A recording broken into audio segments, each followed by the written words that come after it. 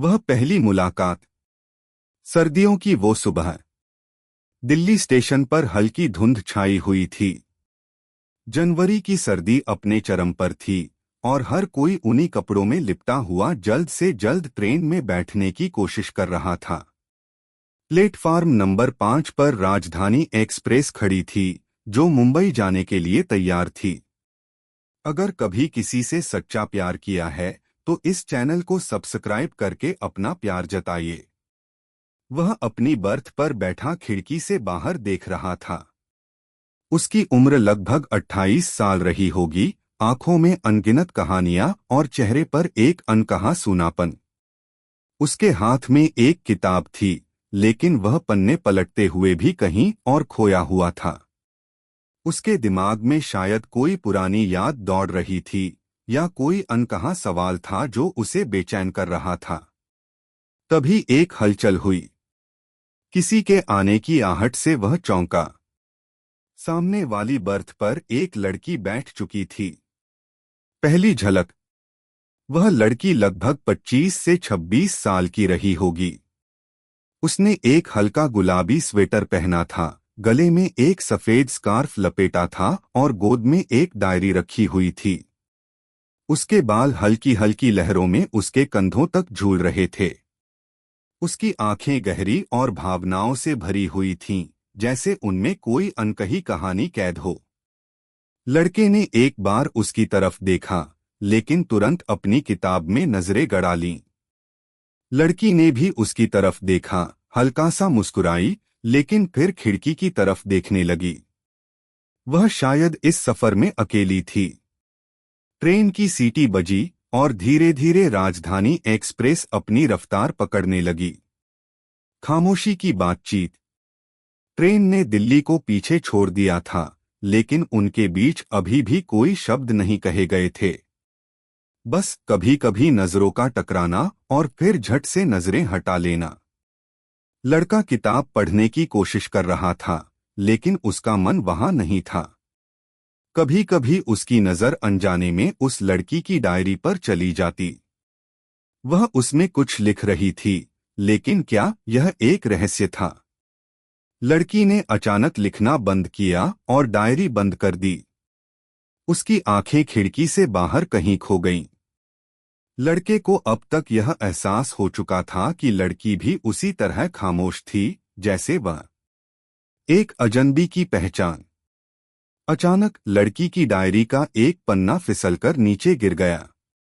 लड़के ने झुककर वह पन्ना उठाया। उस पन्ने पर कुछ पंक्तियां लिखी थीं।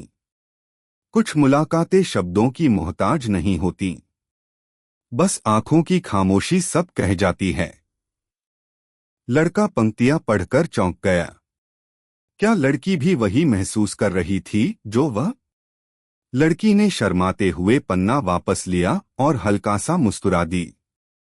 यह मुस्कान किसी औपचारिक धन्यवाद की नहीं थी। यह कुछ और थी, एक अनकहा संवाद। दिल की धड़कनों का खेल।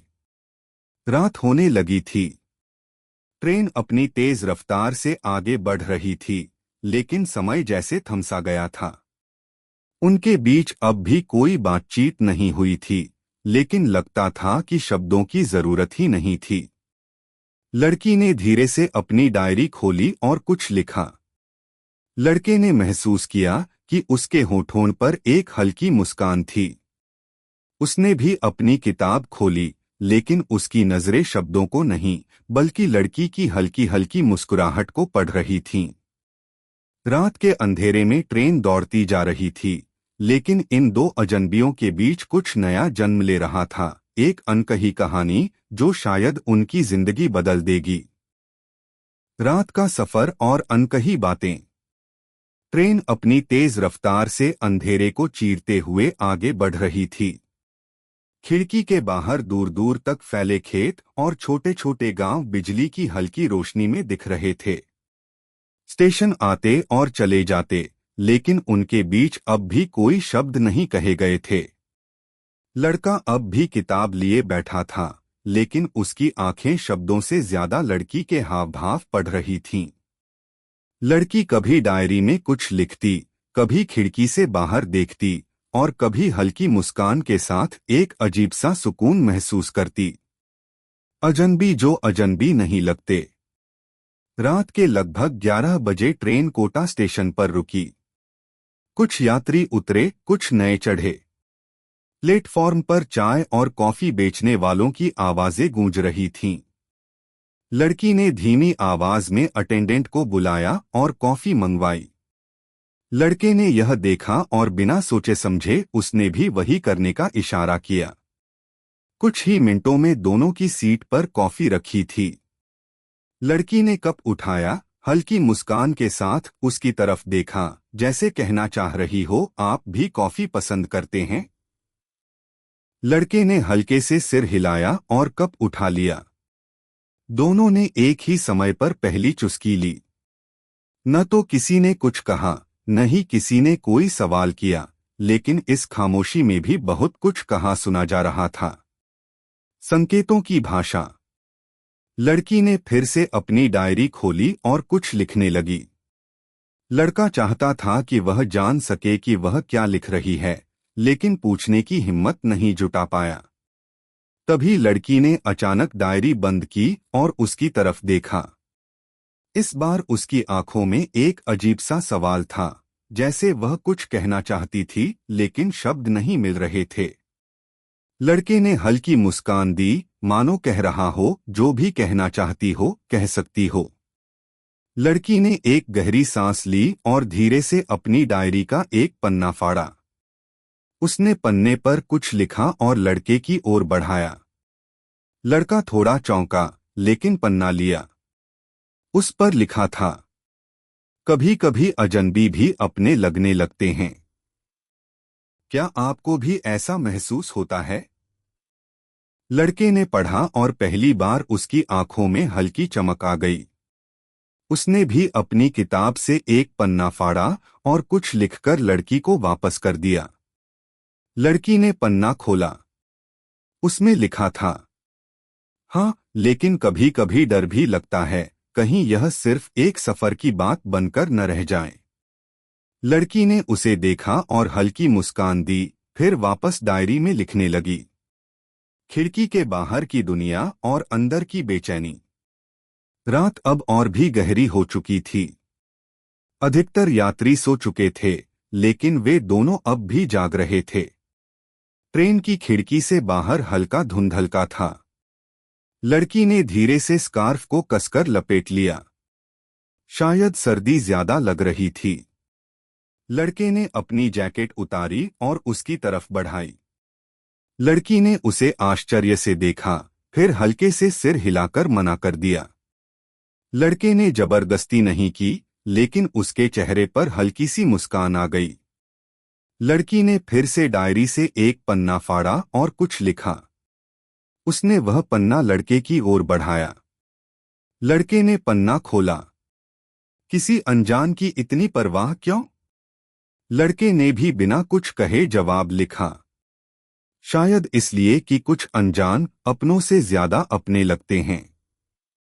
लड़की ने जवाब पढ़ा और इस बार बिना कुछ कहे मुस्कुराई। खामोशी की दोस्ती। रात के 2 बज चुके थे। ट्रेन अब मध्य प्रदेश के किसी छोटे से स्टेशन से गुजर रही थी। लड़की ने अपनी डायरी बंद कर दी और अपनी सीट पर सिर टिका लिया। लड़का अब भी जाग रहा था। उसकी आंखें अब किताब पर नहीं थीं, बल्कि खिड़की के बाहर कहीं खोई हुई थीं। कुछ देर बाद लड़की ने हल्की आवाज में कहा, आप अब तक जाग रहे हैं? लड़का पहली बार उसकी आवाज सुनकर थोड़ा चौंका। उसकी आवाज उतनी ही मधुर थी जितनी उसकी आंखें। लड़के ने हल्की मुस्कान के साथ कहा, हाँ, शायद नींद नहीं आ रही। लड़की ने कुछ देर सोचा, फिर धीरे से कहा, या फिर शायद किसी अजनबी के बारे में सोच रहे हैं? लड़का हंस पड़ा। यह पहली बार था जब उसने खुलकर हंसी दिखाई थी। एक रिश्ता जो नाम नहीं मांग। रात की बातें और नए एहसास। ट्रेन अब धीरे धीरे राजस्थान के रेगिस्तानी इलाकों से गुजर रही थी। बाहर का अंधेरा अब हल्का पड़ने लगा था। पूरब की दिशा में कहीं दूर हल्की हल्की लालिमा दिखने लगी थी, जैसे सूरज अपनी पहली किरणों से रात के अंधेरे को हटाने की कोशिश कर रहा हो। लड़की अब भी जाग रही थी, हालांकि उसकी आंखों में नींद की हल्की परछाई थी। वह खिड़की से बाहर देख रही थी, शायद किसी गहरी सोच में डूबी हुई। लड़का भी अब अपनी किताब बंद कर चुका था। दोनों के बीच अब एक नई तरह की समझदारी थी। शब्दों की जरूरत नहीं थी, उनकी खामोशियों ने ही जैसे एक रिश्ता बना दिया था। एक नया सवाल। लड़की ने अचानक उसकी तरफ देखा और हल्की आवाज में पूछा, क्या आप सफर में अक्सर लोगों से इस तरह बातें करते हैं? लड़का मुस्कुराया, बिल्कुल नहीं। शायद इसलिए क्योंकि अक्सर लोग इतनी खामोशी में बातें समझ नहीं पाते। लड़की ने हल्का सिर हिलाया, जैसे उसकी बात से सहमत हो। लेकिन फिर भी हम एक दूसरे को जानते तो नहीं। लड़के ने थोड़ी देर सोचा और फिर जवाब दिया, क्या जानने के लिए नाम पता होना जरूरी है? लड़की उसकी इस बात पर मुस्कुरा दी।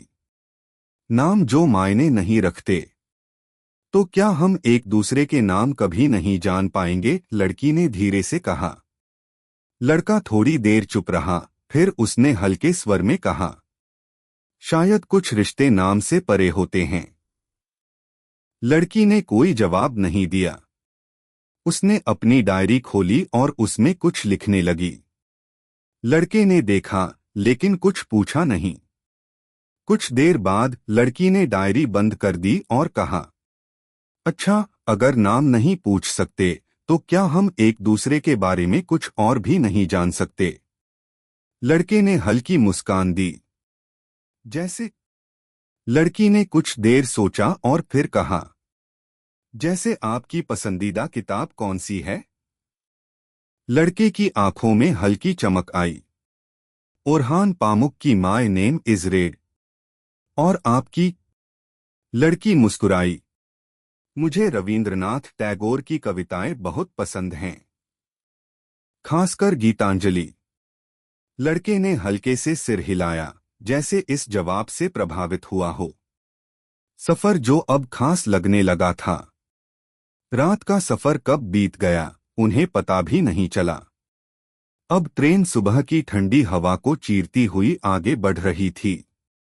अधिकतर यात्री अभी भी सो रहे थे, लेकिन इन दोनों की आंखों में अब तक नींद नहीं थी। लड़की ने खिड़की से बाहर देखा और धीमे स्वर में कहा, सुबह हो गई। लड़के ने भी खिड़की से बाहर देखा। हल्की सुनहरी धूप अब ट्रेन के शीशों से अंदर आ रही थी।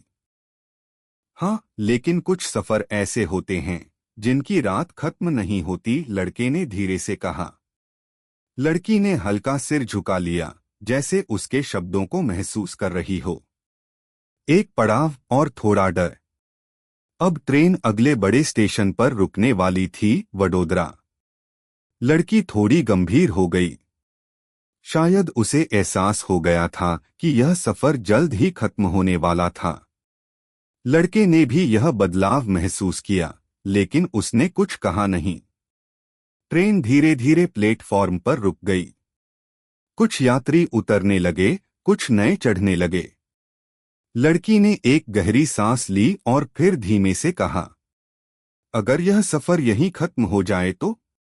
लड़का थोड़ी देर चुप रहा, फिर मुस्कुराया, तो शायद यह मुलाकात भी किसी किताब के अधूरे पन्ने की तरह रह जाएगी। लड़की ने उसकी तरफ देखा। उसकी आंखों में अब एक हल्का डर था, जैसे वह इस सफर के खत्म होने से घबरा रही हो। एक अनकहा वादा। लड़की ने अपनी डायरी खोली और उसमें से एक पन्ना फाड़कर लड़के की ओर बढ़ाया। लड़के ने पन्ना लिया। क्या यह तुम्हारे लिए कोई खास चीज है? लड़के ने पूछा। लड़की मुस्कुराई, शायद। अगर फिर कभी मुलाकात हुई तो यह पहचान होगी कि यह सफर सिर्फ एक संयोग नहीं था। लड़के ने पन्ने को ध्यान से देखा। उस पर लिखा था, कुछ सफर कभी खत्म नहीं होते, सिर्फ रास्ता बदल जाता है। लड़के ने पन्ने को संभालकर अपनी किताब में रख लिया। ट्रेन फिर चल पड़ी। वडोदरा स्टेशन अब पीछे छूट चुका था। सफर फिर शुरू हो गया था, लेकिन अब हवा में कुछ अलग था। एक अजीब सी बेचैनी, एक अनकहा डर कि यह सफर कहीं ज्यादा जल्दी खत्म न हो जाए। लड़की ने खिड़की से बाहर देखा और धीरे से कहा, अगर यह आखिरी मुलाकात हो। लड़के ने हल्की मुस्कान के साथ कहा, तो यह मुलाकात हमेशा यादों में रहेगी। लड़की कुछ नहीं बोली। उसने बस हल्की मुस्कान दी और वापस डायरी में कुछ लिखने लगी। लेकिन इस बार लड़का जानता था कि वह क्या लिख रही होगी। क्या यह सफर सच में यहीं खत्म हो जाएगा, या फिर किस्मत ने इनके लिए कुछ और ही सोचा है। अलविदा की आहट। ट्रेन अब धीरे धीरे मुंबई के करीब पहुंच रही थी। प्लेटफार्म और स्टेशन के नाम बदलते जा रहे थे, लेकिन दोनों के बीच की खामोशी अब गहरी होती जा रही थी। लड़की अब पहले जैसी सहज नहीं लग रही थी। उसकी आंखों में एक अलग सी बेचैनी थी, जैसे कोई खूबसूरत सपना टूटने वाला हो। लड़का भी महसूस कर सकता था कि सफर के खत्म होने का एहसास उन दोनों को सता रहा था। अचानक लड़की ने अपनी डायरी बंद की और खिड़की से बाहर देखने लगी। लड़के ने धीमे स्वर में कहा, तुम्हें लिखना पसंद है ना? लड़की ने बिना उसकी ओर देखे सिर हिलाया। क्या तुम सिर्फ डायरी के लिए लिखती हो या कभी किसी और के लिए भी? लड़की ने उसकी ओर देखा। उसकी आंखों में हल्की नमी थी। कुछ चीजें सिर्फ खुद के लिए होती हैं और कुछ लोग सिर्फ यादों के लिए। लड़का इस जवाब को समझ चुका था। स्टेशन के करीब दिलों के दूर होने का डर। अब ट्रेन मुंबई के आउटर सिग्नल पर थी। शहर की ऊंची इमारतें, भागती हुई टैक्सियां और सुबह की हलचल साफ दिखाई देने लगी थी। लड़की ने अपनी घड़ी देखी और हल्की सी मुस्कुराई। यकीन नहीं होता, सफर इतना जल्दी खत्म हो गया। लड़का भी हल्का मुस्कुराया। कुछ सफर खत्म नहीं होते, बस रास्ते बदल जाते हैं। लड़की कुछ नहीं बोली। उसने बैग से एक छोटी सी नोटबुक निकाली और उसका एक पन्ना फाड़कर कुछ लिखा। फिर उसने पन्ने को मोड़कर लड़के की किताब में रख दिया। लड़के ने आश्चर्य से उसकी ओर देखा। इसे अभी मत खोलना, लड़की ने कहा। लड़के ने पन्ने को बिना पढ़े किताब के बीच रख लिया। एक अनकहा वादा। अब ट्रेन स्टेशन के बिल्कुल करीब थी। अनाउंसमेंट होने लगे थे, लोग अपना सामान समेटने लगे थे। लड़की ने गहरी सांस ली और अपना बैग उठाया। लड़के ने पहली बार उसकी आंखों में एक सवाल देखा, क्या हम फिर कभी मिलेंगे? लेकिन यह सवाल न उसने पूछा, न उसने। ट्रेन ने प्लेटफार्म पर रुकते ही एक हलचल मचा दी। चारों तरफ भागदौड़ थी। लड़की उठी, अपना बैग कंधे पर टांगा और एक हल्की मुस्कान के साथ कहा, अलविदा। लड़का कुछ पल उसे देखता रहा। फिर धीरे से कहा, शायद फिर कभी। लड़की मुड़कर ट्रेन से उतर गई। भीड़ में उसका गुलाबी स्वेटर धीरे धीरे दूर होता चला गया, जब तक कि वह पूरी तरह ओझल नहीं हो गई। एक अधूरी कहानी। लड़के ने गहरी सांस ली और अपनी किताब खोली। लड़की ने जो पन्ना दिया था वह अब भी वहां रखा था। उसने उसे खोला। उसमें सिर्फ एक पंक्ति लिखी थी, अगर यह मुलाकात कोई इत्तेफाक नहीं थी तो हम फिर मिलेंगे। लड़के की आंखों में हल्की चमक आई। उसने पन्ने को मोड़ा और अपनी किताब में सुरक्षित रख लिया। ट्रेन अब खाली हो रही थी, लेकिन उसके दिल में एक नई उम्मीद थी, शायद यह सफर यहीं खत्म नहीं हुआ। अगर कभी किसी से सच्चा प्यार किया है तो इस चैनल को सब्सक्राइब करके अपना प्यार जताइए।